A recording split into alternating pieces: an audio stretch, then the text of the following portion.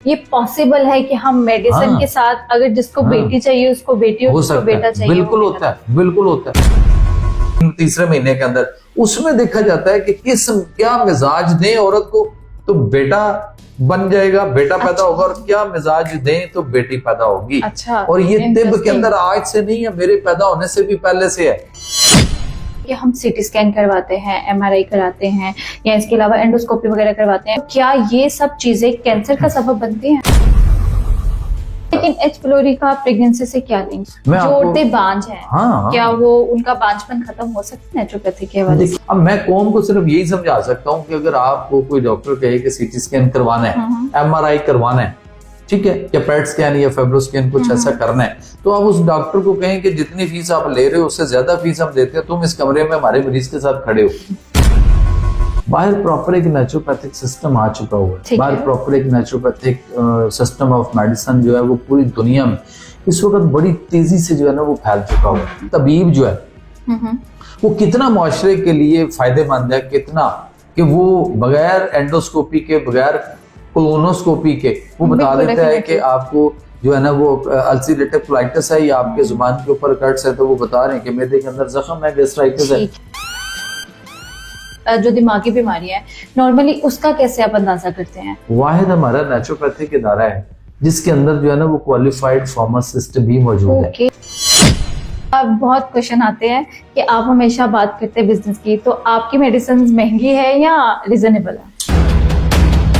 लेकिन जरूरी है कि एंडोस्कोपी के दौरान लाजमी तौर पे बायोप्सी भी की जाए? कर रहे हैं ना डॉक्टर। माएँ होती थी, दादियां नानियां होती थी, वो अपनी नूह उठदियां उतरदियां चलदियां बैठदियां वो अंदाजा लगा के बता देती थी कि इसके बेटा पैदा होगा या बेटी पैदा होगी। हमने तबीब के साथ वो नारवा किस्म का सलूक किया, हमने तबीब को, तिब को, उनकी सारी चीजों को हमने तहस नहस फेर दी। ये नेचुरोपैथी में जो आप दवाइयाँ बनाते हैं वो आप खुद बनाते हैं, कैसे बनाते हैं, या किसी एक के सुपरविजन में बनाते हैं? फीमेल में अक्सर जो है सिस्ट बन जाती है या रसोलियाँ हो जाती हैं, उनके हवाले से क्या इलाज करते हैं आप? जो डॉक्टर आपके यूट्रस के अंदर खराबी को ठीक नहीं कर सकता, जो ठीक नहीं कर सका, आप उसकी बात ये मानने को कैसे तैयार हो गए कि यूट्रस निकलवा दो?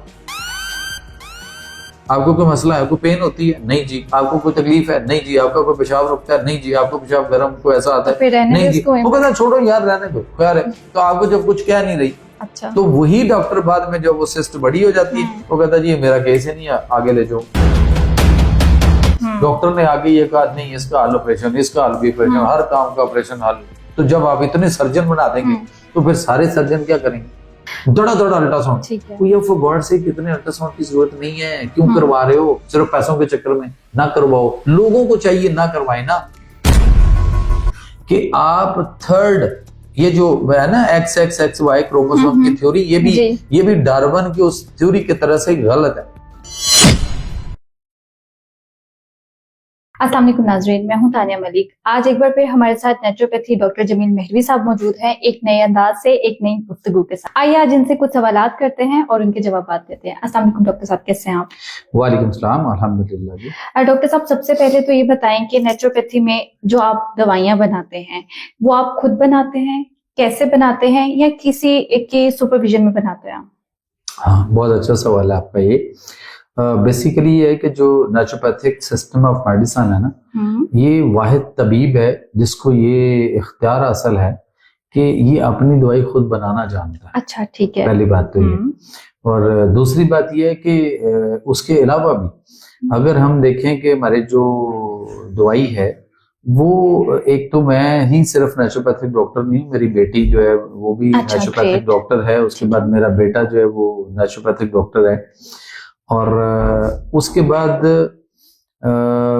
जो दवाई हम बनाते हैं वो मेरी बेटी जो है वो सिर्फ नेचुरोपैथिक डॉक्टर नहीं, सिर्फ ही नहीं है, बल्कि वो क्वालिफाइड फार्मासिस्ट भी है। उसने डॉक्टर ऑफ फार्मेसी की डिग्री भी की, उसको मैंने करवाई, और उसके बाद अब वो जो है वो एमफिल की डिग्री भी उसकी जो है वो कंप्लीट होने के करीब है। तो उसके बाद हम जो है ना उसको वो आगे मैंने उसको डॉक्टरेट की डिग्री, PhD भी करवानी है उसी में। ग्रेट। अच्छा, अब जो दवाई होती है वो हम उनकी सुपरविजन में, यानी आप ये कह सकते हैं कि मेरे पास जब कोई पेशेंट इलाज के लिए आता है, जहां से भी आता है, तो हम हर पेशेंट की प्रॉपर उसकी हिस्ट्री लेते हैं, बकायदा एक हिस्ट्री शीट है, उसके ऊपर कुछ 40, 50, 60, 70 सवाल है मुख्तलिफ। वो हर बीमारी के लिए अलग अलग हिस्ट्री शीट बनाई हुई है मैंने। तो हम वो एक एक चीज उस पेशेंट से जो है ना वो पूछते हैं। ठीक है। अच्छा, हर बीमारी के अलग अलग, हर बीमारी के अलग अलग जो है ना वो हिस्ट्री शीट है। ओके। अच्छा, वो हिस्ट्री ली जाती है पेशेंट की। ठीक है। उसके बाद फिर उसकी जो इलामात होती है ना, सिम्टम साइंस होते हैं, वो भी अलग अलग हर एक के हैं, वो उसी तरह से वो भी पूछे जाते हैं। फिर उसकी जो रिपोर्ट्स होती हैं, जो उसका रिकॉर्ड होता है, जो प्रीवियस उसके पास मतलब उसका हिस्ट्री में उसके टेस्ट हुए हैं पहले से। अच्छा, मैं यहाँ पे ये भी कहना चाहूंगा कि जो पेशेंट आते हैं हमारे पास इलाज के लिए, वो अपनी तमाम साबका जो रिकॉर्ड होता है, वो जो उस पेशेंट से रेलेवेंट है, ठीक है, वो सारा लेकर आया करें। मिसाल के तौर पे सम टाइम पेशेंट आता है तो वो पता चलता है कि जी ये तो आए तो मैदे के मसले के लिए, लेकिन बाद में हिस्ट्री लिए तो पता चलता है कि इनके जो है ना वो हार्ट प्रॉब्लम भी हुई थी, इसका बाईपास भी हुआ, कोई और भी स्टेंट भी डले थे पहले, मतलब उस तरह। तो वो कहते हैं कि जी वो तो हम उसकी दवाई खा रहे हैं और उसका रिकॉर्ड तो हम साथ में लेके आए, हम तो आए हैं मैदे के लिए, या वो कहते हैं कि हम आए हैं हेपेटाइटिस के लिए। तो ये इफेक्ट करता है उन मेडिसिन से? करता है। ओके। तो ये इफेक्ट भी करता है, प्लस ये भी देखना है कि उसकी पास्ट हिस्ट्री जो थी पीछे, उसके अंदर जो है वो क्या पोजीशन थी ना, किस तरह की। ये पॉसिबल है कि जो एलोपैथी मेडिसिन हम ऑलरेडी यूज कर रहे हैं उसके साथ हम नेचुरोपैथी भी इस्तेमाल कर सकते हैं? जी कर सकते हैं। वो एकदम वो छुड़वाई भी नहीं जा सकती ना, ये भी होता है। दूसरी बात यह है कि वो अपनी सारी तमाम रिपोर्ट्स, रिकॉर्ड, डॉक्टरी नुस्खाजात, इवन दो उनके जो भी टेस्ट उनकी अपनी बॉडी से रिलेटेड थे, जो भी हुए, मतलब अगर वो कहता है कि नहीं जी मैं तो आया हूँ हेपेटाइटिस के लिए, लेकिन मेरी आंख का ऑपरेशन भी हुआ था, तो भाई उसके कागज कहाँ हैं, उस वक्त कौन सी दवाइयां खिलाई गई, तो वो कहता जी वो तो मैं नहीं लेके आया। तो इस तरह ना ये सारे, तो हम यानी मैटर करता है कि आपने पहले पास में कौन सी मेडिसिन खाई हैं। Yes, of course. ओके। अच्छा, वो सारा रिकॉर्ड हम देखते हैं, फिर हम उसकी फोटोकॉपी भी उससे लेते हैं, लेकर उसकी अपने पास से हमारी अपनी एक फाइल रिकॉर्ड बनता है। राइट। अच्छा, वो मेरे पास अगर आप आए थे उस दिन, आपने देखा होगा मेरे पास जब आप आए थे, तो पेशेंट की अगर 2-4 सफे हो तब भी, अगर उसके 150 सफे हो या 200-400 हो या 1000-1500 सफे क्यों ना हो, हम उससे उसकी सारी डिटेल फोटोकॉपी लेकर हम अपने पास भी एक उसकी फाइल मेंटेन करते हैं। ठीक है। वो हमारा रिकॉर्ड का हिस्सा बनता है और हम उससे उसको चूंकि देख रहे होते हैं, उसको बड़ी बारीकियों से देखना होता है। फिर उसके बाद आ जाता है कि उसकी सारी हिस्ट्री और सारा कुछ करने के बाद फिर अगर उसकी कोई तशखीस फर्दर करनी हो, डायग्नोज करने के लिए, तो वो भी देखा जाता है। ओके। फिर उसके बाद हम उसको फाइनल करते हैं कि इसका इलाज अब कौन सा किस तरह से होना है। ठीक है। अब मैं अगर उसकी दवाई सजेस्ट करता हूँ कि ये दवाई इसके लिए ये होनी चाहिए, तो वो मैं खुद भी बना लेता हूँ, मुझे खुद भी बनानी आती है और मुझे पता है मैं सारे नेचुरल इंग्रेडिएंट्स जो होते हैं सारे के सारे वो मैं खुद बाय करता हूँ पर्सनली। आप खुद बाय करता हूँ।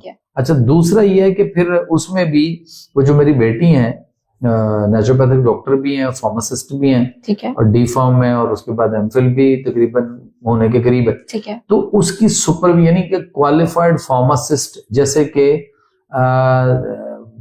कहा जाता है ना कि फार्मासिस्ट की सुपरविजन में दवाई बननी चाहिए और फार्मासिस्ट का होना जरूरी है। तो ये वाहिद मेरा ख्याल है पूरे पाकिस्तान में या पूरी दुनिया में वाहिद हमारा नेचुरोपैथिक इदारा है जिसके अंदर जो है ना वो क्वालिफाइड फार्मासिस्ट भी मौजूद है, और वो उसको उसकी सुपरविजन में उन सारी चीजों को देखा जाता है, फिर उसके मुताबिक फिर हर मरीज की दवाई उसकी कंडीशन के मुताबिक बनाई जाती है। फिर वो दवाई जो है ना वो उसके साइड इफेक्ट भी नहीं होंगे, उसके मसाइल भी नहीं होंगे। और हाँ, एक चीज जरूर है कि वो जिस पेशेंट के लिए दवाई बनाई गई या बनाई जाती है फिर वही इस्तेमाल कर सकता है, वो हम दूसरे को किसी और को नहीं खिला सकते ना, ये भी एक इस तरह से होता है। तो उस पॉइंट ऑफ से ये भी था कि जो दवाई है हमारी वो हमें खुद बनानी आती है, अपनी तशखीस करना भी आती है, दवाई बनाना भी आती है, ग़िज़ा और प्रॉपर जो परहेज है वो भी हम उसको प्रॉपर उसके ब्रीफ करते हैं, और उसके साथ साथ हम अपनी दवाइयां जो वो खुद बनाना भी जानते हैं, और अंडर द सुपरविजन ऑफ यानी क्वालिफाइड जो फार्मासिस्ट है, ठीक है, D pharm doctor of pharmacy जिसने किया हुआ है, उसकी सुपरविजन में जो है ना वो हम उसको जो है वो तैयार करते हैं और बनाते हैं। ठीक है, ठीक है, बहुत शुक्रिया डॉक्टर साहब। अब मुझे बताइएगा कि नॉर्मली क्या होता है कि हम सीटी स्कैन करवाते हैं, एमआरआई कराते हैं, या इसके अलावा एंडोस्कोपी वगैरह करवाते हैं, उस दौरान जो है वो कैंसर के जो पेशेंट है उनके लिए क्या कहते हैं, क्या सजेस्ट करते हैं, क्या उनको ये सब चीजें करवानी चाहिए, और क्या ये सब चीजें कैंसर का सबब बनती हैं? देखिए, इस पे हमने एक पहले वीडियो डाली, उसके नीचे मैंने देखा बहुत सारे लोगों के कमेंट्स आए, बहुत सारे डॉक्टर्स ने उसके अंदर वो बड़ा कुछ बोलने की कोशिश की तो यार मैं डॉक्टर्स को कहता हूं कि खुदा का नाम लें कम से कम, कि आप थोड़ा सा सुधर जाएं। अब कौम जाग गई है, कौम को शऊर आ गया, और ये शऊर पाकिस्तान समेत पूरी दुनिया में, मैंने इसको अमेरिका से भी स्टार्ट किया, अमेरिका में, कनाडा में, उसके बाद मैंने ब्राजील में, उसके बाद बहुत सारी वर्ल्ड कॉन्फ्रेंस के अंदर भी बाहर प्रॉपर एक नेचुरोपैथिक सिस्टम आ चुका हुआ है। बाहर प्रॉपर एक नेचुरोपैथिक सिस्टम ऑफ मेडिसिन जो है वो पूरी दुनिया में इस वक्त बड़ी तेजी से जो है ना वो फैल चुका हुआ है। तो उस पॉइंट ऑफ व्यू से हमें जो है ना वहाँ उसको भी देखना है। ठीक है। अब डॉक्टर्स जो है वो कहते हैं यहाँ बैठे हुए कि नहीं जनाब ये कहाँ लिखा है कि इससे कैंसर हो सकता है।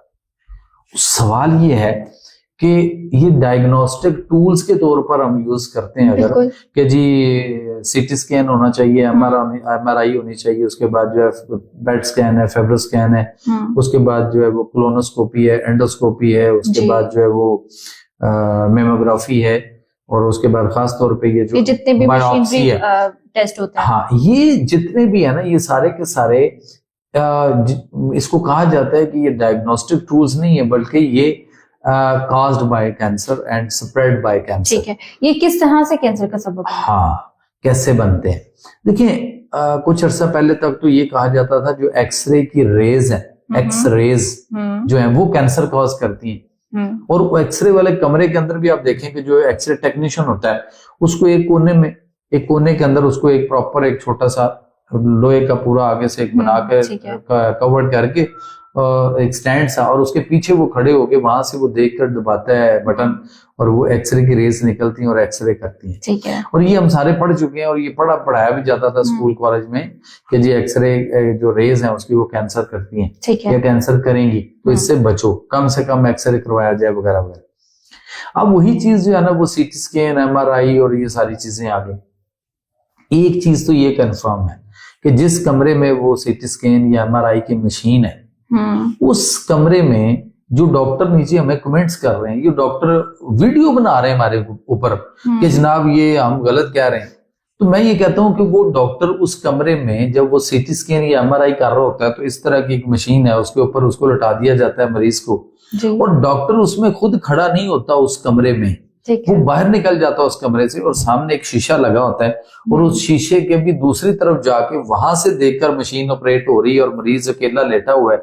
तो डॉक्टर को, मैं कौम को ये समझाना चाहूंगा, क्योंकि डॉक्टर के तो अपने बिजनेस के मसाइल है ना, पैसों के फाइनेंशियली इश्यूज हैं, वो तो देखेंगे क्या, वो तो कहेंगे ठीक है ये होना चाहिए, इसके बगैर हम कैंसर कैसे डायग्नोज करेंगे, भाई जब ये नहीं था तो तब कैसे करते थे, वैसे कर लें।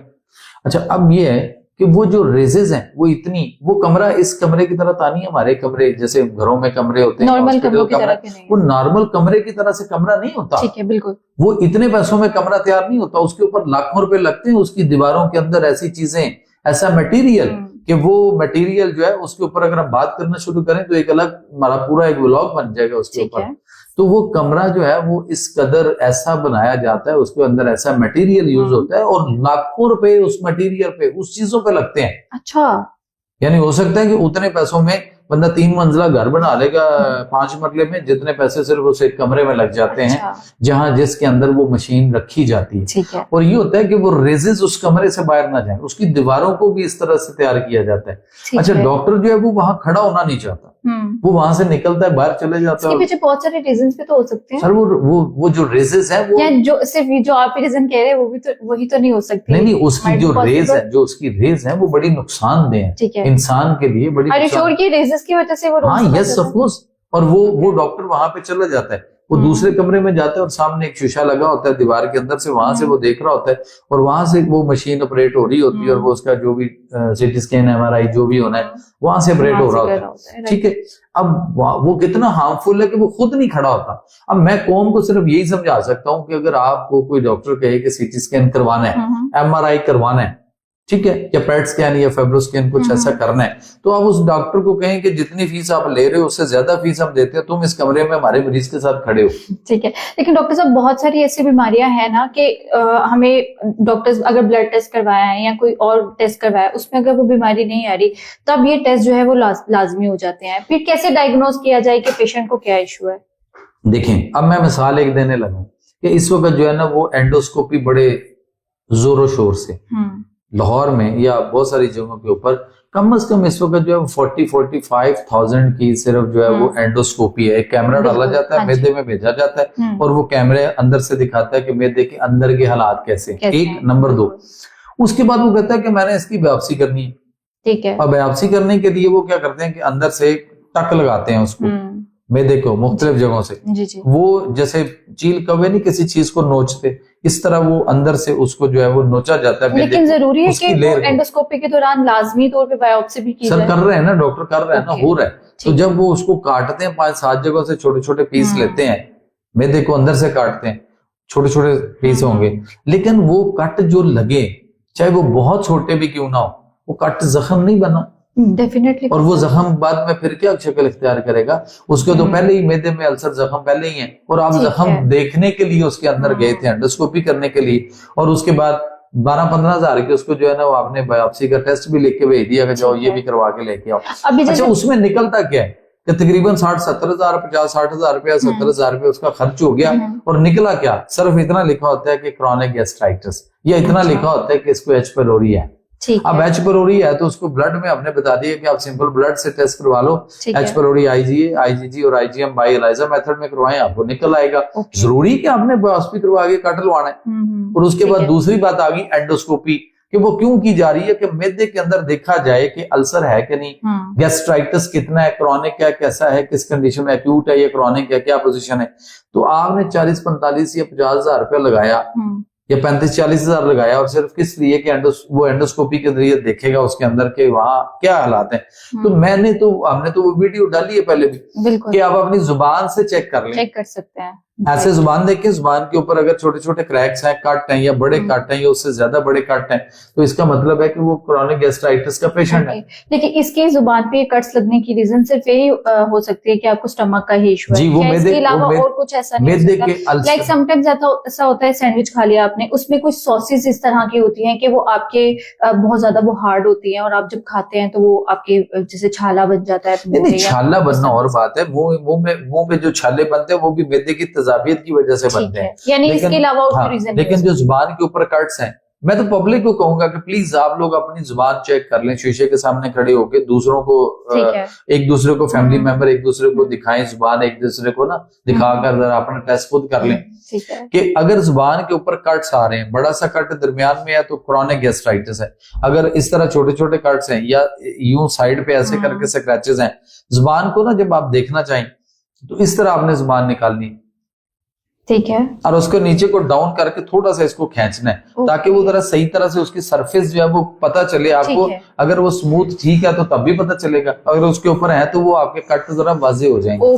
तो आपको समझ आ जाएगी। अब ये बताइए कि एक तबीब जो है वो कितना मुआशरे के लिए फायदेमंद है, कितना कि वो बगैर एंडोस्कोपी के, बगैर कोलोनोस्कोपी के वो बता देता है कि आपको जो है ना वो अल्सरेटिव कोलाइटिस है या आपके जुबान के ऊपर कट्स है, तो वो बता रहे हैं कि मैदे के अंदर जख्म है, गैस्ट्राइटिस है। लेकिन जिसने मशीन लगाई हुई है ना, वो हमको समझना चाहिए, जिसने मशीन लगा दी एंडोस्कोपी की, वो क्या कहेगा? वो तो कहेगा जी मैं एंडोस्कोपी करूंगा, अंदर कैमरा डालूंगा, फिर मैं बताऊंगा। अच्छा, दूसरी बात ये कि हम जो है ना वो देखें कि 50-60-70 हजार रुपया खर्च करके एंडोस्कोपी और बायोप्सी के ऊपर, और जब वो रिपोर्ट आती है तो फिर क्या पता चलता है? जैसे फर्ज करें कि ये मैंने शर्ट पहनी है, ठीक है, ये यहाँ पे अगर छोटे छोटे कट लग जाए, कोई कट लगे हो, तो आप मुझे देखकर आपको कैसे फील करेंगे? आप कहेंगे ये कैसी शर्ट पहन के आ गए, इसके ऊपर तो टोक लगे हुए हैं छोटे छोटे। और यही चीज जो है ना फर्ज करें कि कोई पब्लिक में से, अभी अगर हम इसी तरह मैं वो शर्ट पहनी हो और ये पॉडकास्ट जा रहा हो पब्लिक के पास, तो वो कहेंगे कि डॉक्टर साहब ने शर्ट कैसी पहनी हुई थी, कट लगे हुए थे। फैशन भी सर बहुत अजीब, वो और चीज है ना, वो पैंट को फाड़ना और बात है, शर्ट की हम किसी सूट की बात करते हैं। तो अब हमें कोई कहे कि जी ये क्या, तो मैं कहूँ कि ये मेरी शर्ट की बायोप्सी हुई है, तो वो कहेगा यार एक टेस्ट है कि जिसमें आपकी शर्ट जो है वो सारी खराब हो गई, तो आपने ये क्यों करवाई? तो मैं कहूं कि ये मैंने इसके लिए 10-12 या 12-15 हजार रुपये खर्च किया, तो जो सुनने वाला होगा, आप देखने वाले होंगे मेरी शर्ट को, तो आप कहेंगे जैसे यार पागल है, ये आपने क्या किया शर्ट के साथ? आपने पैसे दिए हाथ से और इसको टुक लगवा ली है, इसको छोटे छोटे कटर करवा ली है, इसमें से पीस निकाले कि ये गए हैं जी टेस्ट होने के लिए। फिर इसका क्या किया, ये कैसे हुआ, डॉक्टर ने किया, क्यों किया जी, उसने उसके लिए मुझे उसने एंडोस्कोपी यानी अंदर से जाके उसने देखा, तो उसके लिए उसने कैमरा डाला और उसको देखने के भी उसने 30, 35, 40, 45 हजार रुपया ले लिया। तो बंदा कहेगा यार तुम क्या कर, तुम्हें अकल नहीं थी कि तुमने इतने पैसे देकर तुमने अपने मैदे में जख्म करवाए हैं। समझते हैं कि जैसे टायर हो गाड़ी का और उसके अंदर जो है ना और उसमें कोई मसला हो, तो उसके बाद कोई उसमें सुबह मार कर उसमें से ट्यूब जो है या टायर को जो है वो वहां से पंक्चर करे, तो फिर मुझे बताइए टायर की लाइफ या क्वालिटी ऑफ लाइफ कैसी होगी। तो सेम यही हम अपने मैदे के साथ खेल रहे हैं, हम पैसे दे रहे हैं और कौम को नहीं समझ आ रही कि कौम जो है ना उसको सोचना चाहिए कि आया ये हमारे लिए फायदेमंद है या नुकसान दे। ये 100% नुकसान दे। हम जुबान देख के नब्ज देख के बता देंगे कि क्रॉनिक गैस्ट्राइटिस है और वो 40, 50, 60 हजार रुपया लेकर बताता है, एक रिपोर्ट देता है और उसमें लिखा होता है क्रॉनिक गैस्ट्राइटिस। ठीक है। अच्छा डॉक्टर साहब मुझे बताएं कि जो दिमागी बीमारी है नॉर्मली उसका कैसे आप अंदाजा करते हैं कि इसको ये ब्रेन का इश्यू हो सकता है, ब्रेन हेमरेज है या ब्रेन ट्यूमर है, जो भी ये बीमारी है ब्रेन की, या दिमाग में अक्सर कहते हैं कि पानी पड़ गया है, जो भी ऐसा वो कैसे आप जज करते हैं? मरीज के सिम्टम साइंस भी होते हैं, उसके पता चलता है कि इसकी प्रॉब्लम क्या होगी, किस तरफ को गई, इसके पीछे इसका रूट कॉज क्या है। मुझे बताइएगा, सॉरी बात काट रही हूँ, डिफरेंट बीमारियों के लिए क्या सेम वो हो सकती है जैसे आपने बताया इलामात कोई किसी? देखिए मैं अभी आपको बता देता हूँ, एक और बता देता हूँ, चले आपको कौम को भी समझ आ जाएगी। अगर जुबान आपकी मोटी है थोड़ी सी तो आपका लिवर फैटी है, ठीक है, ठीक हो गया। एक और दे दी, एक और दे देता हूँ कि आप जुबान को देखें इस तरह, ठीक है, दोनों साइडों पे। अगर ये दोनों तरफ जुबान जो है इसकी ऐसे बिल्कुल स्ट्रेट है, किनारे इसके बिल्कुल साइड वाले बिल्कुल स्ट्रेट है, तो ठीक है। अगर ये स्ट्रेट होने के बजाय ये ऐसे ऐसे करके जिगजैग है, राइट, ठीक है, ये ऐसे समझ लें कि ये है, तो ये ऐसे होने के बजाय अगर ये ऐसे ऐसे करके बन रहा है, साइडों पे ऐसे बने नजर आएगा, तो इसका मतलब है कि आपके गुर्दों के ऊपर मसला है, ठीक है। अच्छा अगर एक साइड पे है तो वो गुर्दा, अगर दूसरी साइड पे है तो वो वाला गुर्दा, राइट। तो अब बताइए क्या जरूरत है कि हम जाके इतने महंगे वो जाके हम जो है ना वो तो ब्रेन के हवाले से किडनी स्कैन करवा रहे हैं। ठीक है, ब्रेन के हवाले से देखिए बहुत सारी चीजें हैं जो हमें पेशेंट को देखकर फिर उसके मुताबिक, फिर सबसे बड़ी जो चीज है ना वो आपकी ये नब्ज है कि ये इस तरह से जब आप नब्ज ऐसे देखते हैं, ये ऐसे उंगलियां रखते हैं ना, ये ठीक है, तो ये बताती है कि आपकी नब्ज जो है वो किस मिजाज की चल रही है, ओके, उस मिजाज में क्या क्या तकलीफें हो सकती हैं और पेशेंट को क्या है, ठीक है। इसके लिए भी आप कोई स्कैन वगैरह की तरफ नहीं जाते? ये तो अभी कुछ अरसा हुआ ना, कुछ अरसा हुआ, ये 1950 के करीब का, 1950-60 के करीब तकरीबन 1960 के ऊपर नीचे में कहीं जाके अल्ट्रासाउंड मशीन जो है वो मार्ज वजूद में आई थी। जबकि जब ये नहीं थी, जब ये अल्ट्रासाउंड मशीन नहीं थी, तो उस वक्त भी पुरानी औरतें, अम्मा वगैरह जो होती थी हमारी, ये बड़ी माएँ होती थी, दादियां नानियां होती थी, वो अपनी नूह उठदियां उतरदियां चलदियां बैठदियां वो अंदाजा लगा के बता देती थी कि इसके बेटा पैदा होगा या बेटी पैदा होगी, राइट, बिल्कुल। तो वो दौर बहुत अच्छे थे। हम जब से मशीनों की तरफ गए, मशीनों का बिजनेस हुआ और चांदी लगी, और अब जो उसको करोड़ों रुपए या लाखों रुपए इन्वेस्ट करके मशीनें लगाएगा, तो वो आपको मशवरा भी मशीन का देगा, वो कहेगा छोड़ें जी किसके पीछे। डॉक्टर साहब बहुत क्वेश्चन आते हैं कि आप हमेशा बात करते हैं बिजनेस की, तो आपकी मेडिसिन महंगी है या रिजनेबल है?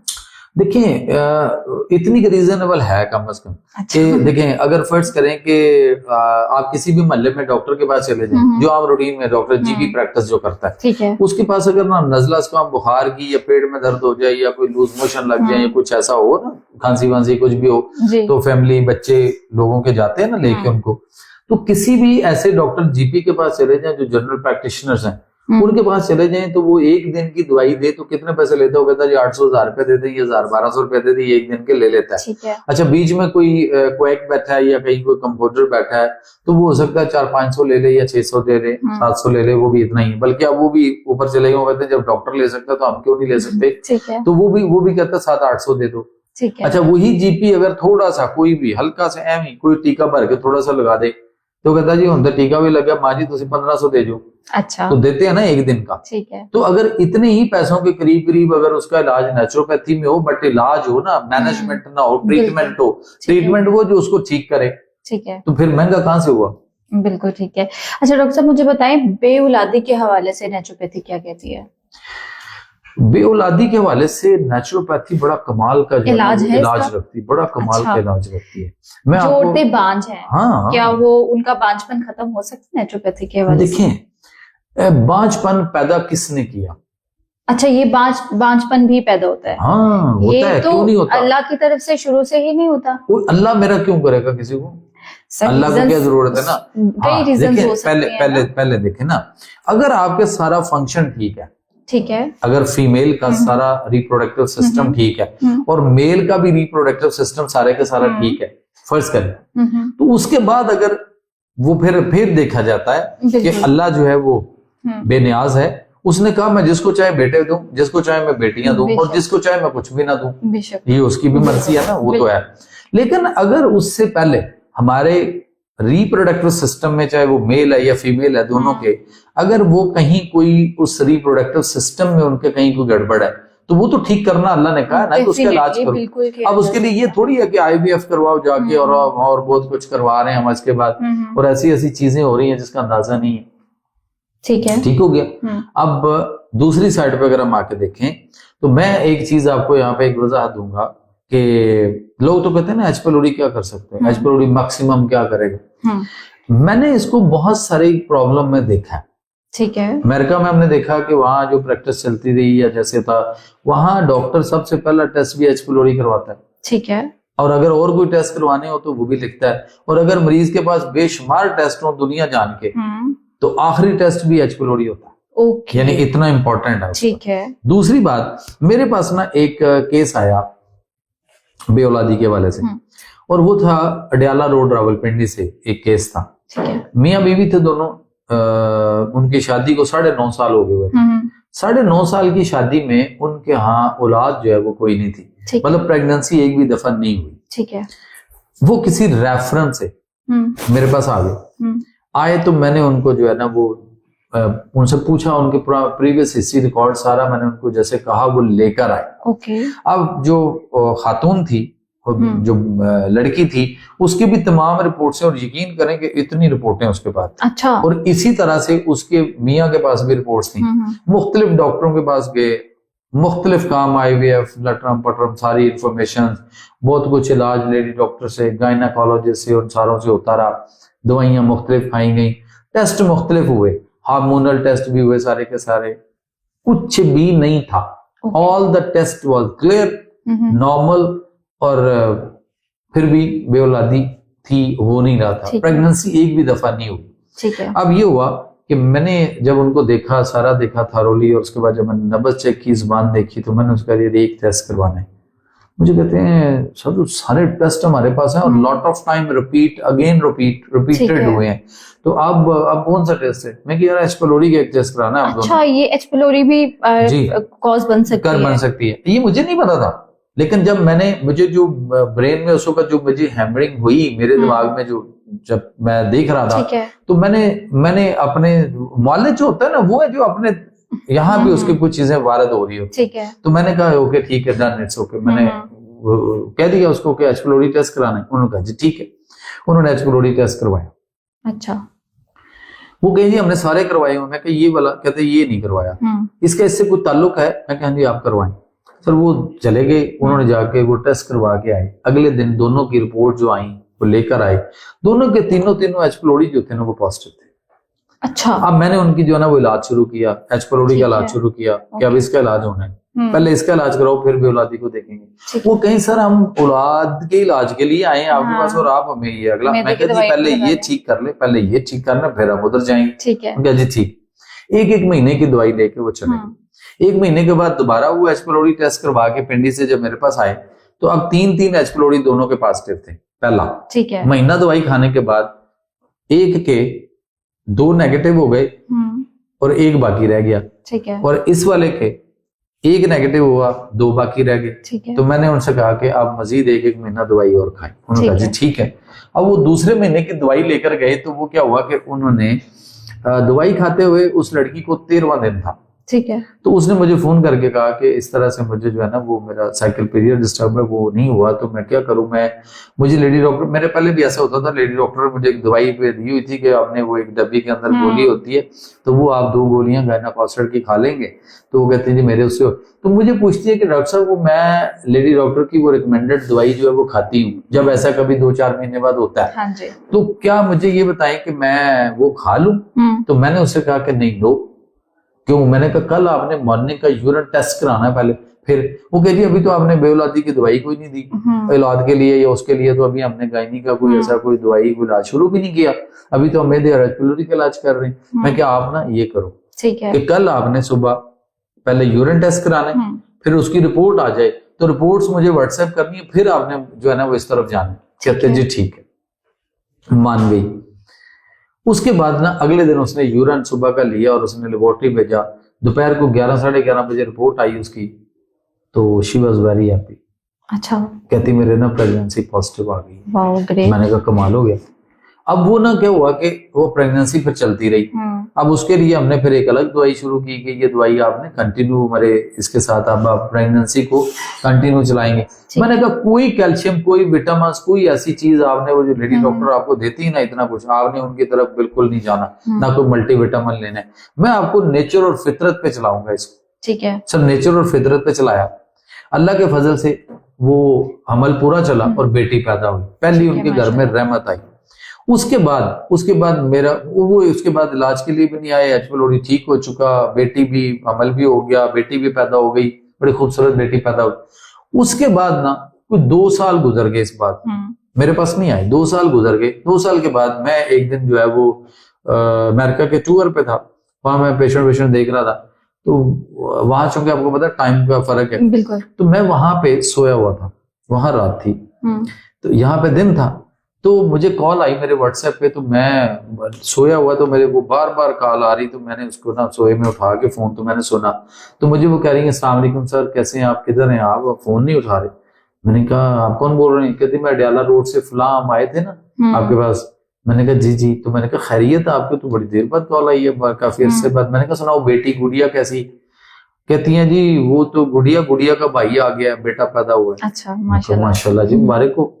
तो अब बात यह है कि डायग्नोज करते हुए मालिश का काम है कि तशखीस पे जाए कि कहाँ। लेकिन एच पिलोरी का प्रेगनेंसी से क्या लिंक? क्योंकि वो तो अलग होती है ना चीजें सारी। अच्छा, आपका जो मैदा है खुराक को हजम करेगा और खुराक आपकी जुज़्वे बदन बनेगी। बिल्कुल। अगर आप गंदा पानी पियेंगे तो आपके पूरे बॉडी के अंदर क्या होगा? डेफिनेटली गंदगी, डिफरेंट इश्यूज आएंगे ना। अगर आपके ब्लड के अंदर पोल्यूशन होगी किसी चीज की, तो ब्लड आपके दिमाग में, आपके दिल में, आपके जिगर में, आपके फेफड़ों में, आपके गुर्दों में, आपकी पूरी बॉडी में सर्कल करेगा, तो कुछ ना कुछ तो वो भी करेगा ना। पोल्यूटेड होगा पड़ा है, बिल्कुल पोल्यूटेड है, पोल्यूशंस के साथ है, चाहे वो एच पिलोरी की इन्फेक्शन हो या हेपेटाइटिस की इन्फेक्शन हो, ठीक है, या उसके कोई भी मतलब मसला हो, तो डिपेंड ऑन के वो किस तरह का है। ये मैंने एक वाकया दिया ना कि ऐसा भी हो सकता है। सो अब तो खैर अल्हम्दुलिल्लाह, अब इस वक्त जो है वो जो मेरी बेटी है उसवा जमील, वो बैठती है हमारे पास हमारे सेंटर में, और वो प्रॉपर इस तरह के जो केसेस हैं उनको देखती हैं। और मतलब she is a naturopathic doctor, तबीब भी हैं, और उसके साथ साथ वो क्वालिफाइड फार्मासिस्ट भी हैं, और डीफार्म भी उनका जो है वो आगे एमफिल भी उनका तकरीबन हो चुका।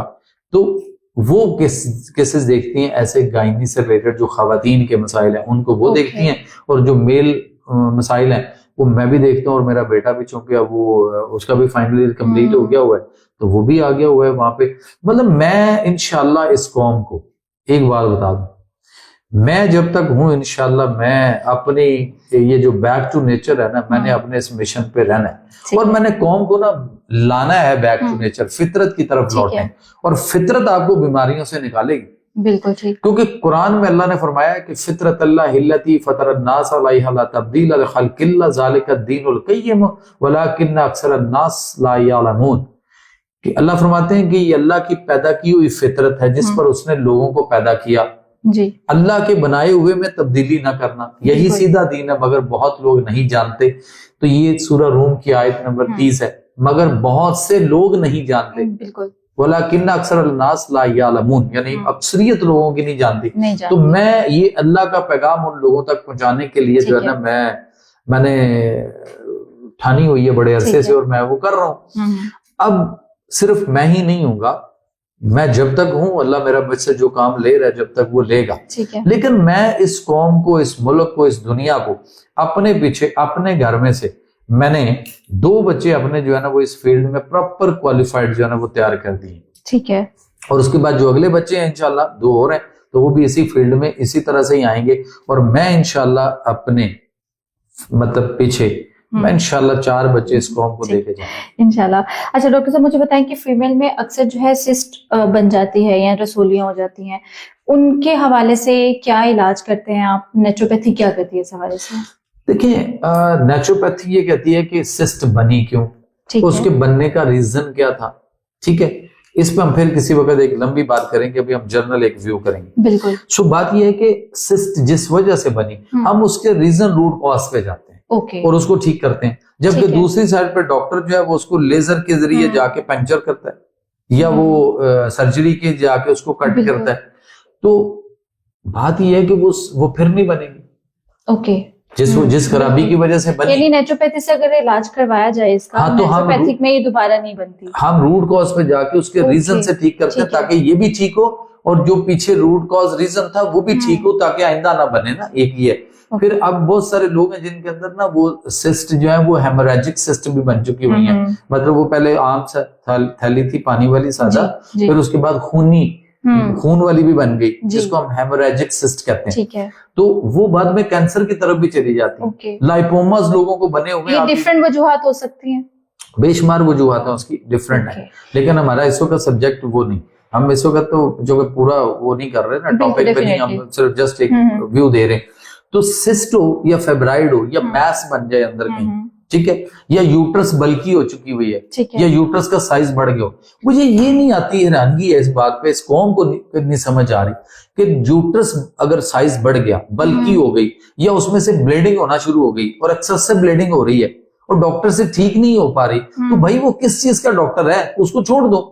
आप नेचुरोपैथी की तरफ आ जाओ, आपकी यूट्रस जो है ना वो रिमूव होने से बच जाएगी, आप ठीक हो सकते हैं। लेकिन वो कहते हैं कि मैं अक्सर केस देखता हूँ, वो कहते हैं जी यूट्रस तो रिमूव हो चुकी। मैंने कहा वो क्यों जी? एक्सेसिव ब्लीडिंग होती थी।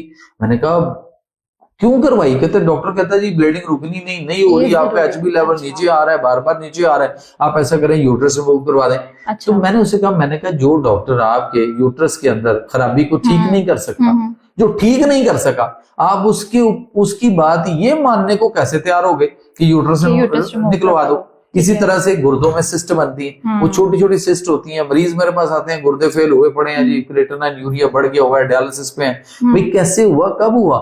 इस लेवल पे आखिरी मतलब सीकेडी की या एंड स्टेज पे आप कैसे पहुंचे? तो वो हिस्ट्री जब लो तो वो पता चलता है कि जी आज से 5-7 साल 10 साल पहले 15 साल पहले गुर्दे में सिस्ट थी, छोटी सी थी। तो मैंने उनसे पूछा जी उसका इलाज क्यों नहीं किया? कहते वो डॉक्टर ने कहा था आपको कोई प्रॉब्लम है, आपको कोई मसला है, आपको पेन होती है? नहीं जी। आपको कोई तकलीफ है? नहीं जी। आपका कोई पेशाब रुकता है? नहीं जी। आपको पेशाब गर्म को ऐसा आता है? नहीं जी। वो कहता छोड़ो यार रहने दो, खैर है। तो आपको जब कुछ कह नहीं रही, अच्छा, तो वही डॉक्टर बाद में जब वो सिस्ट बड़ी हो जाती है वो कहता जी मेरा केस ही नहीं है, आगे ले जाओ, शिफ्ट टू फलां, रेफर टू फलां, इसको फलां अस्पताल भेज। तो मैं कौम को ये कहता हूँ कि कौम को खुद देखना चाहिए। अब मिसाल के तौर पे किसी की मतलब आपने एंडोस्कोपी की जब हम बात कर रहे थे, तो आपके अंदर किसी जगह पे भी आप जब नीडल बायोप्सी करते हैं तो इसलिए आप वहां पे नीडल मारते हैं, तो जो नीडल मारी वहां पे, वहां से मवाद लिया या जो भी आपने कोई चीज निकाली, वो बाद में रिपोर्ट आनी है 15 दिन बाद कैंसर है कि नहीं, लेकिन कैंसर हुआ तो उससे पहले फैल जाएगा। अच्छा। उससे पहले स्प्रेड हो जाएगा, वो आपको इतना डिस्टर्ब करेगा जिसका अंदाजा नहीं। मेरे पास एक केस आया पिंडी से, उस बच्चे के यहाँ पे कोई गिल्टी थी, यहाँ पे गिल्टी थी और अच्छा खासा कमाता था, घर को संभाल रहा था, सपोर्ट कर रहा था। डॉक्टर के पास गया, उसने देखा गिल्टी वो थोड़ा सा तंग कर रही है बाजू को काम शाम करने में। उसने डॉक्टरों को दिखाई, 2-4 को दिखाई, किसी एक ने कहा नहीं जी इसकी तुम ये टेस्ट कराओ। अब उसके टेस्ट हुआ, उन्होंने यहाँ से नीडल बायोप्सी की, उसके बाद उन्होंने थोड़ा सा कट लगाया, बीच में से कुछ चीजें निकाली और वो भेज दी। ठीक है, सर रिपोर्ट आई 15 दिन बाद। ठीक है, लेकिन उससे पहले वो कैंसर फैल चुका था। इतना फैला कि उसकी पूरी बाजू जो थी वो ब्लैक होना शुरू हो गई। अच्छा। तो डॉक्टरों ने कहा कि जी अब जान बचाने के लिए क्या कि यहाँ से बाजू काटना है। तो मेरे पास उसके पूरा रिकॉर्ड मौजूद है। अच्छा। उसका बाजू काट दिया डॉक्टर ने। अच्छा। अगर ना बायोप्सी करवाई होती तो क्या ये हालात इतनी जल्दी इस लेवल पे जाते? नहीं जाते। बिल्कुल। लेकिन हमारे यहाँ अब हमें कोई कहे कि जी आपके, अब मैंने आज एक पेशेंट देखा, वो कहते हैं जी, मैंने उसे कहा कि मैंने कहा आपके आंख की मैंने कोई मिसाल दी तो उसने ब्लैक ऐनक लगाई थी, उतार के मुझे कहता ये देखिए मेरी एक आंख, लुक एट दिस। मैं कहा आंख ही गायब थी। मैंने कहा ये क्या हुआ? कहता जी ये मेरी आंख डॉक्टर ने निकाल दी। मैं कहा वो क्यों निकाल दी? कहता जी इसलिए निकाल दी, उसने कहा जिसमें दर्द होती है। तो मैंने कहा जी दर्द तो होती है, दर्द होती है। तो उसने कहा जी फिर कहता जी वो दर्द का बार बार दवाइयां खिला के वो नहीं ठीक हो रही थी, तो उसने कहा ये कोई अंदर इसके मसला है और कैंसर बन जाएगा और पता नहीं क्या क्या कुछ हो जाएगा जो उसने बताया। मैंने कहा फिर कहता उसने उसके बाद ऑपरेशन होगा, आंख निकाल दी। अब वो एक आंख पे, आज मैंने केस देखा है आज। नहीं सर, मैं नहीं मानती इस चीज को। लाइक अगर मुझे कहा जाए कि मेरी आंख में कोई प्रॉब्लम है तो कहे अच्छा दर्द होती है अब निकलवा दे, नहीं वो ऐसे नहीं, इतना लेटर बेट नहीं है। पूछा ही होगा ना कि वो क्या पूछा, डिटेल भी ली, लेकिन उसके बाद ऑपरेशन हुआ। बिल्कुल। मेरा अगला सवाल आपसे यही था सवाल आपसे कि जैसे अब छोटी उम्र में ही बच्चों के जो है वो ग्लासेस लग जाती हैं जी, क्यों लगती हैं? हम आजकल जो काम करते हैं वो हम लैपटॉप पे, मोबाइल फोन पे काम करते हैं, टीवी बहुत देखते हैं उस वजह से। और फिर एक कहते हैं जी बढ़ती उम्र के साथ ग्लासेस लग गई, नजर वीक हो गई। लेकिन अगर आंख में काला मोतिया, सफेद मोतिया जो भी वो होता है, अगर वो हो जाए तो उसके लिए सर्जरी करनी पड़ती है, वो कुछ करना पड़ता है। तो आज नेचुरोपैथी इस हवाले से क्या कहते हैं, कैसे इलाज करते हैं? देखिए जब ये सर्जरियां नहीं थी जी तो काला मोतिया तो उस वक्त भी होता था, ग्लाइकोमा अटैक तो उस वक्त भी होते थे, सिर्फ उस वक्त नाम फर्क था, नाम कुछ और था। लेकिन पहले जमाने में वो भी नहीं लगती थी, इनके भी बहुत कम नहीं, उसकी वजह ये थी कि हम देसी खुराकों पे थे ना। जैसे आप फर्ज करें कि मेरे अब आके जो है ना वो 0.5 का हुआ है, वो भी इस वजह से, या मैं इसको चूंकि करना होता है, हमने मुख्तलिफ चीजें देखनी होती है, लैपटॉप पे बैठे हैं आप, सोशल मीडिया पे, तो मेरे ये ग्लासेस जो है ना वो दूसरे वाले हैं, मतलब आइस वाले नहीं है, ये वो है जो आपको सोशल मीडिया पे जो बंदा बैठता है, लैपटॉप पे बैठेगा, आप सारा दिन उसको करेंगे, तो आपके वो होने चाहिए जो आपको उस पे उसका भी इफेक्ट आता है, ठीक है, आपकी आइस के ऊपर इफेक्ट होता है।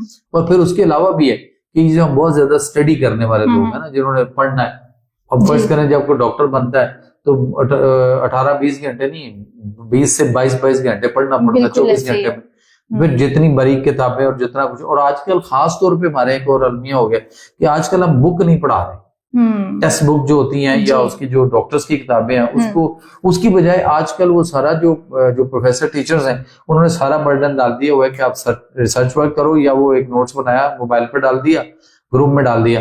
अब बच्चे मोबाइल के अंदर उसको खोल कर जूम करके करीब करके और ऐसे ऐसे करके उसको पढ़ रहे हैं, तो जितना टाइम वो उसके ऊपर लगाते हैं या ऐसे करते हैं वो ज्यादा हार्मफुल है, नुकसानदेह, बनिस्बत इसके कि वो उसके प्रिंट निकलवा लें।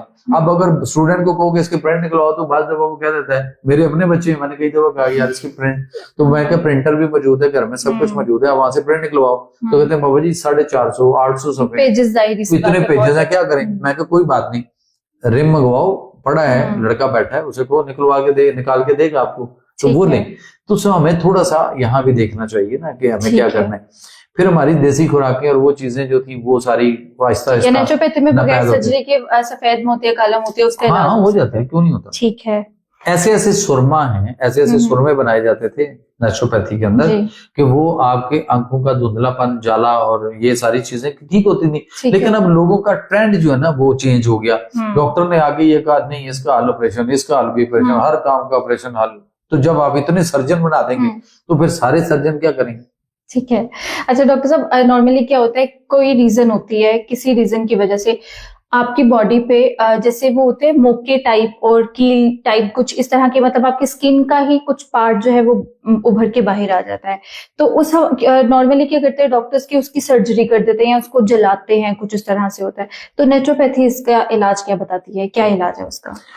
देखिए पहली बात तो ये कि वो एसिडिटी, तजावियत मैदे का, और उसकी वजह से आपके स्किन सॉफ्ट टिश्यूज पे इफेक्ट होता है। ठीक है। और जो चीज जहाँ पे वहां पे वो उसको बर्न नहीं कर सकी या कोई मसला हुआ और आपके वो वहां पे इशू, आपकी बॉडी उसको नहीं कर सकी, तो बॉडी ने आपके उसको बाहर निकाल दिया, जिस्म से थोड़ा सा ऊपर को स्किन करके बाहर को, तो वहां पे वो मोका बन गया, मसा बन गया, या कोई फोड़ा बन गया, पिंसी बन गई, कोई दाना बन गया, तो उसने वो मवाद सारा वहां इकट्ठा कर दिया। ठीक है। फिर उसने थोड़ी कुछ टाइम के बाद खुद ब खुद भी उससे निकलना है, आपकी बॉडी उससे लैमिनेट भी करवाएगी, निकलेगी, नहीं तो हम उसके ऊपर कोई टकोर छोर करेंगे तो वो खुद ब खुद भी वो मवाद सा निकलता है। ठीक है। सम टाइम कुछ ऐसी चीजें होती हैं जो वहां पे रुकी रहती हैं, मोके टाइप इस तरह की चीजें, तो उसके लिए भी ऐसी नेचुरोपैथी के अंदर दवाइयां मौजूद हैं कि अब लोग जाकर उसके लिए जो वो लेजर सर्जरी करवा रहे हैं। जी जी। जबकि हमारे पास ऐसी चीजें मौजूद हैं कि जस्ट लाइक वो 2-3 ऐसे इंग्रेडिएंट्स हैं, लेकिन वो मरीज के मुताबिक वो हर वो दूसरा नहीं कर सकता, वो अंडर द सुपरविजन ऑफ किसी फार्मासिस्ट या जैसे हम करते हैं, बिल्कुल ठीक है। तो वो बनाई जाती है, बनाकर जब वो हल्की सी उसके ऊपर हल्का सा उसके ऊपर सिर्फ लगाना है, ठीक है। तो आप एक दफा लगाएंगे और उसके बाद एक रात या कुछ घंटे गुजरेंगे, उसके बाद वो खत्म, आपका खत्म हो गया। बनिस्बत इसकी कि आप उसको लेजर से करेंगे तो लेजर और भी बहुत लेजर के और बहुत सारे नुकसान हैं। अच्छा डॉक्टर साहब, जैसे भी आपने बताया कि हमें जो है मशीनरी टेस्ट की तरफ नहीं जाना चाहिए, अभी जैसे कि प्रेगनेंसी के दौरान अल्ट्रासाउंड बार बार करवानी पड़ती है, कई रीजंस हैं, तो उस हवाले से क्या कहना चाहेंगे आप? देखें, पहली बात तो यह कि मैं लेडी डॉक्टर्स जितनी है ना उनसे ये गुजारिश करूंगा कि ये उनको भी पता है कि हमें अल्ट्रासाउंड कितना करना आता है।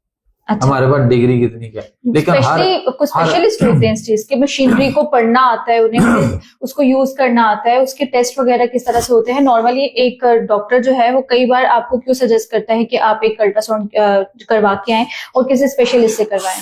देखिए, आप छोटे मोहल्लों में जाएंगे या छोटे छोटे क्लिनिक्स या मेडिकल सेंटर्स पे जाएंगे ना, कहीं भी जाएं आप ना, अक्सरियत आपको बताने लगा कि वहां पे डॉक्टर्स बैठे हैं और उन्होंने 4-6 हफ्तों का सर्टिफिकेशन कोर्स ले लिया, 2 महीने का सर्टिफिकेशन कोर्स लिया, मशीन चलानी आ गई, बस ठीक है, उसके बाद नाम के साथ डॉक्टर तो है ना, चलो जी अल्ट्रासाउंड शुरू है, ठीक है। फिर इस कदर अल्ट्रासाउंड ऐसे इतना हो रहा है कि अब जो खवातीन प्रेग्नेंट है जब वो जाती हैं डॉक्टर के पास, तो अगर वो 10 दिन बाद गई है तो अल्ट्रासाउंड, अगर वो 15 दिन बाद गई है अल्ट्रासाउंड, हर हफ्ते बाद गई है अल्ट्रासाउंड, महीने बाद गई है तो अल्ट्रासाउंड, मिसेस फलां आपकी धरतियां पाई क्यों नहीं?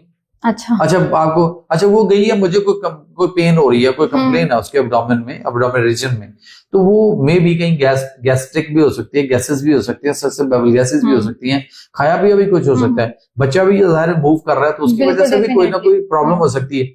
तो वो 1 मिनट लगाएगी, नहीं मिसेस फलां आप फटाफट, वो उधर मेरे फलां बैठे हैं उनके पास अल्ट्रासाउंड करा दिया, अच्छा दड़ा अल्ट्रासाउंड, ठीक है। ये फॉर गॉड से कितने अल्ट्रासाउंड की जरूरत नहीं है, क्यों करवा रहे हो सिर्फ पैसों के चक्कर में? ना करवाओ, लोगों को चाहिए ना करवाए ना। ठीक है। अच्छा डॉक्टर साहब, नॉर्मली प्रेगनेंसी में शुगर लेवल जो है ना वो फीमेल्स का बहुत हाई हो जाता है, उस हवाले से आप क्या कहते हैं? देखिए, ड्यूरिंग प्रेगनेंसी जो है ना वो प्लेसेंटल हार्मोन्स की ज्यादती की वजह से शुगर लेवल बढ़ता है, ठीक है। लेकिन वो मेडिकल साइंस, ये जो एलोपैथिक सिस्टम है, ये भी ये कहता है कि वो ड्यूरिंग प्रेगनेंसी होती है और जैसे ही बच्चा डिलीवर होगा तो प्लेसेंटा आंवल जिसको कहते हैं वो जब वो रिमूव होगी तो ऑटोमेटिकली जो है ना वो माँ जो है वो शुगर की पेशेंट नहीं थी ना है, और वो ठीक हो जाएगी, ठीक है, खुद बहुत ठीक होगी। लेकिन नॉर्मली होता है ऐसा है कि अगर आफ्टर डिलीवरी भी रह जाती है शुगर, वो पता क्यों रह जाती है कि डॉक्टर्स ने उनको डिलीवरी वो बिफोर डिलीवरी यानी ड्यूरिंग प्रेगनेंसी उनको जो है वो उनको गोलियों पे लगा दिया, उनको इंसुलिन टीकों पे लगा दिया, ठीक है। जब वो इंसुलिन टीकों पे लगाया तो उनका पैंक्रियाज जो था वो डिस्टर्ब हुआ, उसका फंक्शन खराब हो गया। यार मतलब मेरा काम है कंट्रोल करना, मेरा काम है ना बॉडी के अंदर इंसुलिन को ठीक करना, कंट्रोल करना, पहुंचाना शुगर को और उसको ले जाना, ट्रेवल कराना एज द कैरियर के तौर पे। लेकिन वो कहता है नहीं, वो फिर वो कहता है अच्छा ठीक है तो कर लो जो करना है। तो वो जो इंसुलिन लगाई जाती है वो फिर बाद में थ्रू आउट किसी मुकद्दर नसीब को कोई खुश नसीब होगी, एक आध कोई औरत जिसके दोबारा ना हो और उसकी जान छूट जाए, वरना डॉक्टर ने वरना डॉक्टर ने उसको लगा दिया, वो तो शुगर की पेशेंट नहीं थी, प्लेसेंटल हार्मोन्स की ज्यादती की वजह से लेनी चाहिए। इसमें क्या आप अगर जैसे ड्यूरिंग प्रेगनेंसी अगर सबसे पहले तो ये है कि उसको वॉक करनी चाहिए, वो उठे ना वॉक करे, एक्सरसाइज करे, ठीक है। अच्छा एक्सरसाइज करेगी, वॉक करेगी तो उसका फायदा उसको ये है कि एंड पे जाकर डिलीवरी भी नॉर्मल हो जाएगी और कई सारे फायदे होंगे। लेकिन जब डॉक्टर आपको ये कहेगा नहीं मिसेस फलां आप रेस्ट करें, आप लेटे, आपने कुछ नहीं करना, आपने हिलना नहीं, इसको सीढ़ियां नहीं चढ़ने दें, इसको कोई काम ना करने दें वगैरह वगैरह, तो उसको लटाए रखो। जब आप उसको अच्छा। टोटल बेड रेस्ट देंगे तो मुझे ये बताएं कि एंड पे जाके उसके जो है वो डिलीवरी नॉर्मल कैसे होगी। उसकी बिल्कुल सवाल ही बॉडी, पैदा उसका नहीं जो होगा। जिस्म है, उसके अंदर जो फ्लेक्सिबिलिटी है, लचक है, वो तो होगी नहीं। ठीक फिर कभी कहा जाएगा हड्डी बढ़ गई, वो हड्डी ऐसी है कि जनाब वो जिस्म नहीं खुल रहा, नहीं खुल रहा। कहीं कहा जाएगा कि नहीं जी इसके गिरदावन लिपटी हुई है, कहीं कहा जाएगा इसमें बच्चे ने अंदर पोटी कर दी है, कहीं कहा जाएगा जी बच्चा उल्टा है, कहीं पता नहीं क्या कुछ है, ब्ला ब्ला। और ठीक उसके है। बाद ये लेकिन ये रीजन डिलीवरी तो होती है ना, तो उस सूरत में नेचुरोपैथी क्या कैसे देखती है? आप किसी को सजेस्ट नहीं करते, लाइक अगर आपकी डॉटर है वो गायनी के पेशेंट्स को देख रही हैं, हाँ। तो अगर ऐसा कुछ आ जाता है रीजन, तो उस सूरत में भी आप सर्जरी? नेचुरोपैथी के अंदर अगर खवातीन सिस्टमैटिकली हमारे मुताबिक चलें जी, तो यकीन करें एंड पे जाके सजेरियन ही नहीं होगा। ठीक है, सजेरियन में नहीं होगा। ठीक एक है। नंबर 2, ये जो होता है ना कि ड्यूरिंग प्रेगनेंसी बार बार हमल जाया हो रहा है, वेस्ट हो जाता है, बिल्कुल मतलब वो अबॉर्शन हो जाता है, नेचुरली हो जाता है, नेचुरली हो जाता या बच्चा ग्रोथ नहीं कर रहा, है। तो क्यों नहीं कर रहा ना, ग्रोथ करवाओ। अब डॉक्टर ठीक ग्रोथ है, नहीं हाँ। कर, ग्रोथ के लिए उनके पास है कुछ नहीं, अच्छा, हाँ, ये बहुत ज्यादा टीके शीके पसंद गोलियां बस हमें जो है वो कोई ना कोई टका दिया, उसका उससे ताल्लुक कोई नहीं। ठीक है, उसे उनको तो ये नहीं पता कि खुराक क्या देनी है, रोकना क्या, परहेज क्या करवाना है। ठीक है, ठीक हो गया। और नेचुरोपैथी इस हद तक यहां पहुंच चुकी हुई है, अब पब्लिक इसको मानेगी नहीं, लेकिन जिनको पता है वो मानते हैं कि आप थर्ड, ये जो है ना XXXY क्रोमोसोम की थ्योरी, ये भी डार्विन की उस थ्योरी की तरह से गलत है।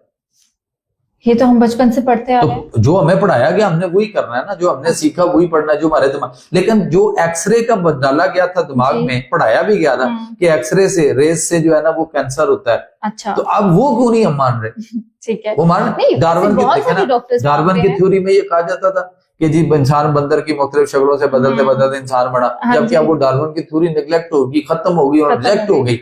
इसी तरह एक वक्त आएगा, हम हो या ना हो, ये XX और XY क्रोमोसोम की थ्योरी गलत है, ये नहीं है, ये किसी की है। आप ये देखें, ये गलत कैसे सर मैं बताता हूँ ना, हमने उसको प्रैक्टिकली करके देखा है। अच्छा। मेरे पास एक गजाई chart, as a naturopathic, yes, मेरे पास एक गजाई चार्ट है, एक गजाई चार्ट है और एक दवाई है, ठीक है, जो हम उस पेशेंट को, फीमेल को, पेशेंट को बना के देते हैं। अच्छा, हम उसको डे 1 से प्रेगनेंसी शुरू हुई तो हम उसको कहते हैं कि आपने ये दवाई हमारे साथ रहना है और इस दवाई को चलाना है, अच्छा, इस दवाई को लेना है, ठीक है। अच्छा, वो हमने उसको 9 मंथ खिलानी है, और दरमियान में जब वो तीसरा मंथ स्टार्ट होने पे होता है तो हम तीसरे मंथ से कुछ दिन पहले एक दवाई देते हैं। वो दवाई उसने 3 महीने, वो तीसरा महीना जो है वो पूरा 1 महीना उसने वो दवाई खिलानी है, अच्छा, खानी है, और उसमें एक डाइट प्लान है और बड़ा मजे का डाइट प्लान है वो, ठीक है। ओहो, फीमेल का वाओ इट्स अमेजिंग, मुंह में पानी आता है उन चीजों को। तो वो तीसरे महीने में वो गजाई चार्ट और उसके साथ दवाई।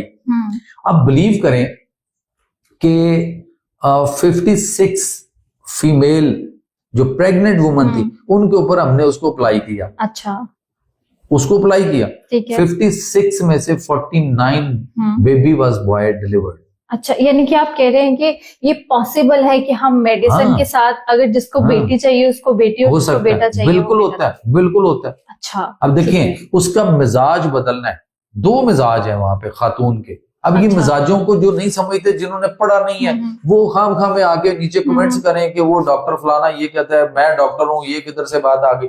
और भाई आपने जो पढ़ा है आप अपनी स्टडी को देखें, हमने जो पढ़ा है हम अपनी स्टडी में देखेंगे। अच्छा। अगर बात क्लियर करनी है तो मतलब अपना जो वो है ना मेंटल अप्रोच, वो क्यों है कि मेडिसिन के नहीं तरह ना मुझे रहना है ना उसको रहना है, इससे बाहर निकलेंगे, हम नेक्स्ट वीडियो बिल्कुल करेंगे, इससे बाहर निकलना पड़ेगा और बैठकर सोचना पड़ेगा कि इस कौम को हमने बीमारियों से निकालना कैसे। ठीक है। अब फर्ज करें कि वो जो तीसरा मंथ है उसके अंदर औरत के यूट्रस में 2 मिजाज बनते हैं, ठीक है, एक दूसरा, 2 मिजाज है, ठीक है। अब वो इस पे हम फिर बात करेंगे किसी वक्त, मैं शॉर्ट कर रहा हूँ इस वक्त ना।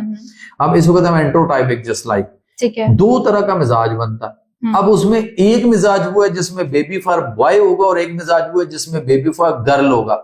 अब अगर उस औरत का मिजाज बेबी फॉर गर्ल वाला है और बार बार वही हो रहा है, वही पे वो खड़ी है, उसी मिजाज में खड़ी है, और हर दफा बेटी, हर दफा बेटी, हर दफा बेटी, 7 बेटियां पैदा हो गई, फिर जाके या 6 बेटियां पैदा हो गई, फिर एक बेटा पैदा हुआ, कब मिजाज बदला, खुराक से, किसी चीज से, कैसा हुआ। अच्छा, तो अगर वो उसका मिजाज शुरू में ही देखने आपके कौन सा है, कौन सा है, और ये बगैर किसी टेस्ट के होगा, सिर्फ नब्ज बताएगी, जुबान बताएगी, आंखों का कलर बताएगा, और ड्यूरिंग प्रेगनेंसी को मिजाज बताता है। अच्छा। वैसे ही नहीं। चलिए सर, अच्छा, उसमें पता क्या होगा कि फिर वो जो है ना, वो खातून, उसको जब उसका मिजाज, इसको हम तिब में पता क्या कहते हैं जी, तिब में इसको कहा जाता है उसकी सू बदलना। ठीक है, सू बदल दो उसकी। ओके। अगर वो बेटियां पैदा कर रही है, उसकी सू बदल दो तो बेटे पैदा होना शुरू हो जाएंगे।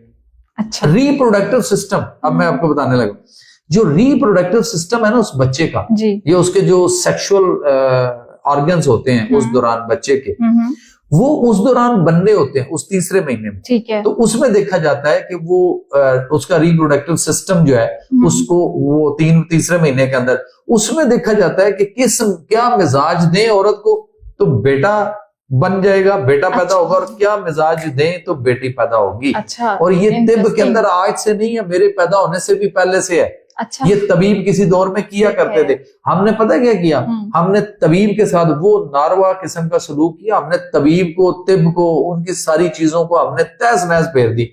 सिर्फ ये क्या के ये सुन के डॉक्टर से ये स्टीरॉइड देते हैं, इनके पास ना जाए। वो स्टीरॉइड बनाते भी ये हैं, डेल्टा कॉर्टल 4-4, 5-5 गोलियां एक टाइम में कौम को ये खिलाते हैं। और इल्जाम किस पे देते हैं, तिब पे, तबीब पे, और उस पे मालिश पे बात आती है, इनके पास ना जाए। अच्छा, ठीक है। अच्छा डॉक्टर साहब, मुझे बताएंगे, हम जो है नॉर्मली फिजियोथेरेपी करवाते हैं, और आपकी हड्डियां कमजोर हो गई हैं, बच्चे पैदा होते हैं तो उनको हम मसाज करते हैं, उनकी हड्डियों को ऑयल के साथ। तो आप इस हवाले से क्या कहते हैं कि क्या बच्चों को जो है हमें लेके जाना चाहिए इस तरफ, फिजियोथेरेपी की तरफ? ये जब छोटा बच्चा पैदा होता, छोटे बच्चे हैं, हाँ, अगर तो आपको कोई चोट लग गई है, क्या फिजियोथेरेपी एक अच्छा इलाज है? नेचुरोपैथी फिजियोथेरेपी अच्छा इलाज है, फिजियोथेरेपी होनी चाहिए, लेकिन वो बहुत सारी चीजें मसाज हम खुद भी कर सकते हैं कि कौन सी चीज कैसे बनानी है, कौन सा ऑयल बनाना है, कौन सा तेल बनाना है, कौन सी दवाई मालिश के लिए, कौन सी दवाई बनानी है। अब जो फालिज के लोग हैं या जिनके चेहरे का फालिज, फेशियल पैरालिसिस है, मसल्स खिंचे हुए हैं, पट्टे खिंचे हुए हैं, जोड़ों में दर्द है, घुटनों पे दर्द है, उनके लिए बेशुमार इस तरह की नेचुरोपैथी के अंदर चीजें हैं। लेकिन वो अभी आप देखें ना कि बहुत सारे लोग पता है क्या कहेंगे कि आपने ये इतनी बातें कर ली, आपने ये बताई क्यों नहीं। अब ये है कि फर्ज करें मैं घुटनों के लिए कोई एक चीज अभी बताता हूँ, तो हो सकता है वो किसी एक के घुटने के लिए ठीक हो और बाकी दो के घुटने के लिए ना हो, ठीक है, और भी हो सकती है। उसकी वजह उसके मिजाज और उस पर डिपेंड करेगा। जोड़, ठीक है, घुटने का जोड़ फर्ज करें ये, अब वो घुटने का जोड़ जो है, लोगों ने डॉक्टर ने गोडे बदल छड़े ने 30-32 लाख रुपए। नॉर्मली इस मौसम में, स्पेशली बरसात के मौसम में, जो बड़ी उम्र के लोग होते हैं उनके घुटनों में दर्द शुरू अच्छा, वो देखे ना, दो चीजें होती हैं। एक होता है कि घुटने के अंदर जो है वहां पे रतूबात जम गई, रुक गई, तो उसकी वजह से दर्द हो रही, और एक होता है कि उनकी रतूबात खुश्क होगी, ड्राई होगी या तो वो दूसरी वजह है। अब दोनों के लिए एक दवाई या एक ही खुराक या एक ही परहेज या दोनों मुख्तलिफ के लिए मतलब एक तरह का कोई मसाज या कोई चीज नहीं हो सकती ना, डिफरेंट होगी। इसलिए मेरी आदत है कि मैं बताता नहीं ये वाली, क्योंकि वो हम क्या कहते हैं, जुबैदा आपा की तरह से तोड़ के बताने थोड़ी आए कि तोड़ के बताएं और उसको करें, क्योंकि इलाज है, उसको हर कोई बैठ के करना शुरू हो जाता है। तो वो इस तरह नहीं। और तिब को हमने ना, तिब और तबीब को हमने इतना ही आसान ले लिया हुआ है कि जो दिल करता है जिसको मर्जी कोई ना कोई टोट के बता रहा होता है। भाई वो जो आपको चीज बताई, मैंने आपको कुछ चीज बताऊंगा, तो तानिया के लिए है।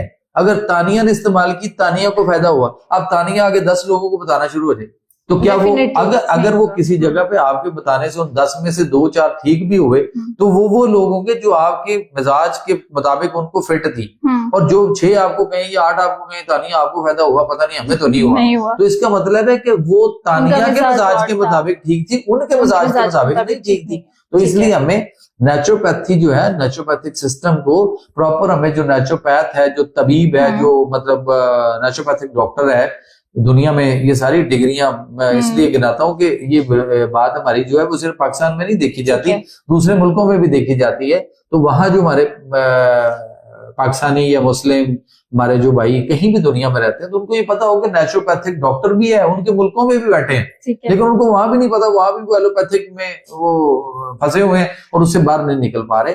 तो back to the nature sir, अगर बीमारियों से बाहर आना है ना Tania, back to nature, Allah के निजाम सेहत की तरफ आ जाए।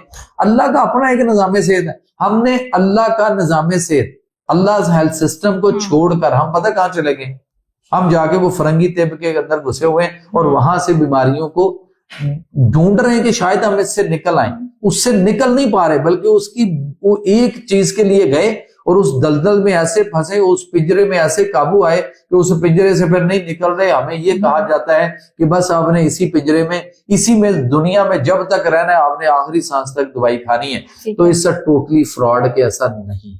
ठीक है, बहुत शुक्रिया आपके वक्त का डॉक्टर साहब, थैंक यू सो मच।